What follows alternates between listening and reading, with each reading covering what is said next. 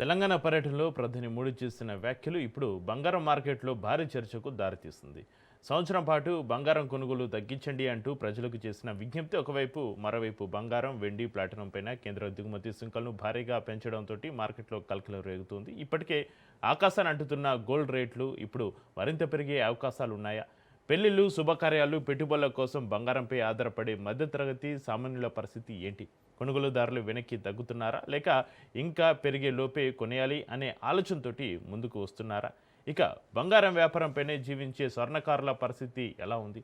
ధరల దెబ్బతోటి మార్కెట్ మసకబారుతుందని ఆవేదన వ్యక్తం చేస్తున్న స్వర్ణకారులతోటి మా correspondent Mahender face to face. దేశవ్యాప్తంగా బంగారు ధరలు ఆకాశాన్ని అంటాయి. ఇటీవల తెలంగాణ పర్యటన నేపథ్యంలో నరేంద్ర మోడీ తెలంగాణ పర్యటన నేపథ్యంలో బంగారం కొనుగోలును 1 year పాటు తక్కువ చేయడం అని చెప్పడంతో స్వర్ణకారులు కొంచెం ఆందోళన మొదలైంది.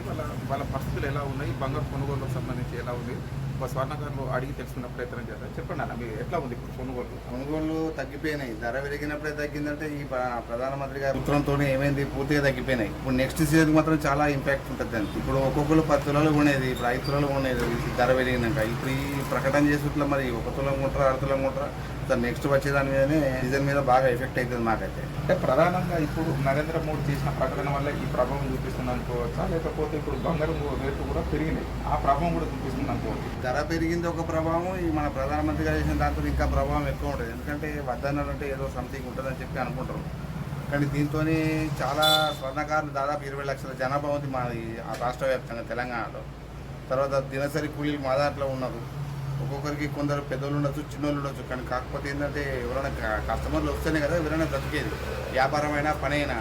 ఇప్పుడు అవన్నీ ఏవి లేకపోతే ఇప్పుడు కొనుగోలు కంప్లీట్ అయిపోతే అసలు చాలా ఇబ్బంది అయిపోతుంది దాంట్లో. మాకైతే గవర్నమెంట్ నుంచి ఎలాంటి సహాయ సహకారాలు లేవు. ఇప్పుడు గవర్నమెంట్ కాంగ్రెస్ వచ్చింది, వాళ్ళప్పుడు ఏంది కాసోల్ శ్రీకాంత్ స్ఫూర్తి, జయశంకర్ స్ఫూర్తి అయ్యేదన్నారు. మరి ఈయన మాత్రం మాకు ఇలాంటి సహాయ సహకారం అందించలేదు. దానికి తోడు ఇప్పుడు ధరలు పెరిగినప్పుడు మన ప్రధానమంత్రి ఈ ఆదేశంతో ఇంకా ఇబ్బంది అవుతుంది. భవిష్యత్తు ఆగమే గోచరమే ఉంది. చెప్పండి అన్న, ఇప్పుడు నరేంద్ర మోడీ చేసిన ప్రకటన మీ వరకు ఎంతవరకు ఇప్పుడు ఈ ప్రభావం చూపిస్తుందని చెప్పి? మాకు ప్రభావం ఇప్పటికే మూలిగే నక్కపోయిన గుండుబట్టట్టున్నది. ఈ ప్రకటనతో ఇంకా బాగా లోపలికి పోయే పరిస్థితి, మా స్వర్ణకారుల పరిస్థితి ఏర్పడుతుంది. మాకైతే దినచర్య రోజువారీ కూలి కూడా పడతలేదు మాకు.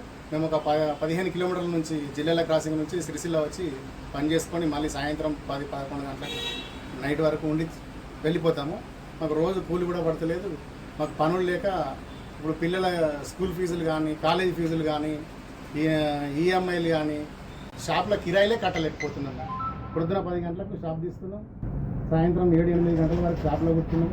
చిల్లర గిరాకీ కూడా లేదు మాకు. మా పరిస్థితి ఎట్లనో మమ్మల్ని గవర్నమెంట్ తరఫున ఆదుకోవాలని మేము కోరుకుంటున్నాం.